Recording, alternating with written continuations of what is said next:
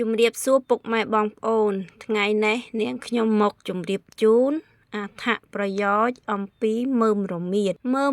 ត្រូវបានគេស្គាល់ថាជាឱសថបុរាណដ៏ស័ក្តិសិទ្ធិនិងជាគ្រឿងទេសដ៏ពេញនិយមក្នុងម្ហូបអាហារខ្មែរ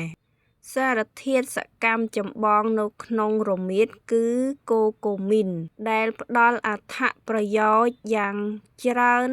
លើសលប់ចំពោះសុខភាព 1. ប្រឆាំងការរលាកនិងបំបាត់ការឈឺចាប់កាត់បន្ថយការរលាកកូកូមីនមានសុវត្ថិភាពខ្ពស់ក្នុងការប្រឆាំងការរលាកក្នុងរាងកាយប្រហាក់ប្រហែលនឹងឱសថទំនើបមួយចំនួនដែរប៉ុន្តែគ្មានផលប៉ះពាល់អវិជ្ជមានឡើយបំបត្តិការឈឺសន្លាក់វាជួយកាត់បន្ថយការឈឺចាប់ហើមនិងតឹងណែនសន្លាក់ចំពោះអ្នកជំងឺរលាកសន្លាក់ 2. ជំនួយប្រព័ន្ធរំលាយអាហារព្យាបាលក្រពះរមៀតជួយការពារនិងព្យាបាលដំបៅក្រពះពោះវៀននិងកាត់បន្ថយអាការៈហើមពោះឬក្អកជំរុញការរំលាយអាហារវាជួយរំញោចដល់ការផលិតទឹកប្រមាត់ដែលធ្វើឲ្យការរំលាយជាតិខ្លាញ់កាន់តែមានប្រសិទ្ធភាព 3. ជំរុញប្រព័ន្ធភាពស៊ាំនិងប្រឆាំងអុកស៊ីតកម្មការពារកោសិការមៀតសម្បូរទៅដោយសារធាតុប្រឆាំងអុកស៊ីតកម្ម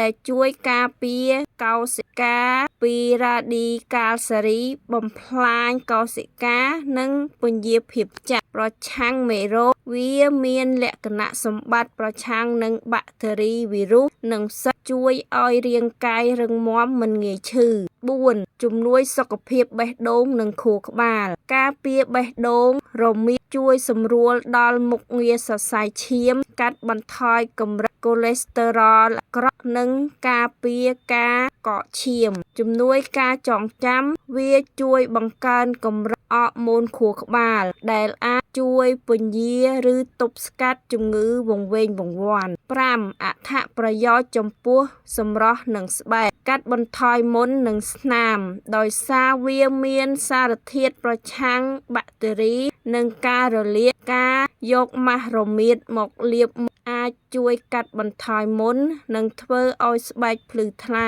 ព្យាបាលរបួសវាជួយឲ្យមុខរបួសតូចសះស្បើយលឿននិងកាត់បន្ថយការកើតស្នាមបច្ចេកទេសគួរដឹងសារធាតុកូកូមីននៅក្នុងរមៀតពិបាកនឹងស្រូបចូលទៅក្នុងរាងកាយណាស់ដើម្បីឲ្យរាងកាយស្រូបយកសារធាតុនេះបានល្អគួរទទួលទានរមៀតជាមួយម្រេចខ្មៅព្រោះម្រេចខ្មៅមានសារធាតុដែលជួយជំរុញការស្រូបយកជាតិរមៀតបានរហូតដល់ 2000%